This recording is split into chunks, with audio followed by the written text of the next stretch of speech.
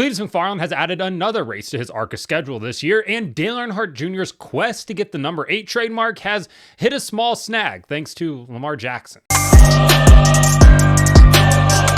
Welcome back to Break Hard. I'm Matt. So Throwback Weekend is coming up this weekend at Darlington. The Xfinity Series has done a really great job. NASCAR Cup Series has done a pretty decent job. Hendrick Motorsports, Joe Gibbs Racing, they've done some really good ones over there. Potentially the best one comes from New York Racing in that number 44 car, which is doing a really, really good Bill Elliott throwback with Wawa on the car as the sponsor. Didn't expect that. Came out of left field. Who would have thought that they were going to be potentially the winners of Throwback Weekend? That paint scheme looks absolutely phenomenal. They did an incredible job, so hats off to them because that was completely unexpected. But let's get into what we want to talk about today, and we're going to start off with Cleetus McFarland because he's added another race to his ARCA schedule this year. Of course, he ran back at the Daytona 200, the ARCA Daytona 200, the season opener, got caught up in a couple incidents there, but seemingly had a really good time. Well, he's scheduled to run the ARCA Talladega race later this month, and he's added another race thanks to Stacking Pennies, where he announced that he'll also be doing the Bristol race in September with the ARCA series, that being the Busch Beans 200, which is running on September 11th as the precursor to the Truck Series race that night. No better way to honor America than let the bald eagle rip around the high banks of Bristol. He's going to get his first taste of some live action short track racing at a track where with the ARCA series, things can get kind of hairy, as we saw with Connor Zilisch last year when he was on his way to win an ARCA East championship and then got caught up in somebody else's incident. Things happen real fast at Bristol, and Cleetus, no stranger to Bristol. He hosted his own events there, including the Ranger Danger 900 or whatever the name of it was, where they race on Bristol dirt. And I think they flipped, like he said on the podcast, like 14 trucks, and they're never going to be allowed to do that again. The legal team at SMI is like, oh my God. Oh, we know that they signed the release form, but this is absolutely getting out of control here. It was really entertaining to watch. Hats off to them for even attempting that. But he'll be running the ARCA Bristol race, which is... that's going to be way different than super speedway racing. And maybe he'll do it for Dale and rattle somebody's cage. Terry Labonte's in front of him, but I'm not sure that that's going to happen. But if he's in position to win a race, that would be absolutely phenomenal for Cleetus there. At the end of the day, what his goal is to race the Daytona 500. And he reiterated that once again on the Stacking Pennies podcast with Corey LaJoie. And he said his goals for 2027, obviously 2027 could be pretty soon, maybe too soon. It could always be into the future there as well. But he said that he's going to do the ARCA stuff, and then he's going to look at doing some Xfinity and truck stuff. And he doesn't want to jump straight to Cup because he said, and he's seen enough people do that, where they go straight from a lower series, jumping right to Cup with not that much experience, and they look like a bunch of dummies out there. And the last thing Cleetus wants to do is look like a dummy, because Garrett Mitchell would be the one that looks like the dummy here, and he doesn't want that to happen. Garrett Mitchell is his legal name for all the people that aren't aware of that, and on the entry list, that's why it says Garrett Mitchell and not Cleetus McFarland. But the roof rail says Cleetus because, of course, right? This is what he's most famous for.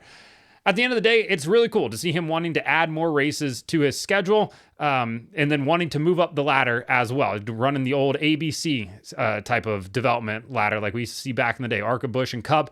Obviously, he's holding off on Cup for now. He'll be doing some ARCA, Xfinity, and Truck as well, or whatever the Xfinity series is going to be called beyond this year. We'll have to see what that is. Bring back the Busch series. I think we all want to see it here. But for him, he brings a ton of eyeballs to the sport. He's going to bring a ton of eyeballs to ARCA at Talladega, as well as at Bristol later this year. And that's a good thing for the sport. And hopefully he's getting what he wants out of it as well. We'll see if he can make it to the Daytona 500 eventually. I think we'd all like to see that, as long as he, climbs that ladder and, gets the right approvals and, stays out of trouble. And so far, he looked really, really formidable at Daytona earlier this year. I don't have enough good things to say about how well he held a steady wheel, kept his nose clean, and then got caught up in other people's incidents. So it's a learning process. We'll see how he does at Talladega.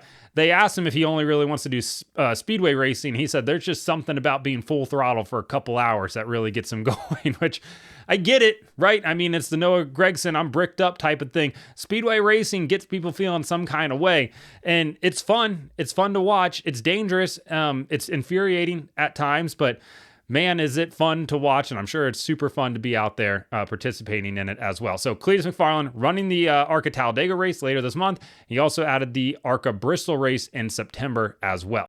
Dale Earnhardt Jr.'s quest to get the trademark for his number 8, the DEI stylized number 8 that Teresa Earnhardt held on to for so long and then let expire last year.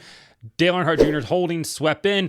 They have applied for the trademark. They're waiting for that to be confirmed, and it's now hit a snag thanks to Lamar Jackson, of all people, the starting quarterback of the Baltimore Ravens, the one that can't ever get past the AFC Championship game, the one that is really great in the regular season hero, postseason zero majority of the time. Yes, he is saying that that number 8 would infringe upon the trademarks that he already has for Era 8 and Era 8 by Lamar Jackson. So now Dale Earnhardt Jr. is going to have to prove that it doesn't, in fact, infringe upon Lamar Jackson. And Lamar has gone after Troy Aikman for the same thing. That is still ongoing. So the U.S. Patent and Trademark Office is going to have to hear this out and see how this is going to go. But Lamar contends that he is widely associated with the number 8 due to his prominence in the NFL and the branding of his merchandise, which I would argue Dale Earnhardt Jr. is widely recognized as the number 8 car in NASCAR and has sold exponentially more merch than Lamar Jackson has in that time period. But, you know, to each their own.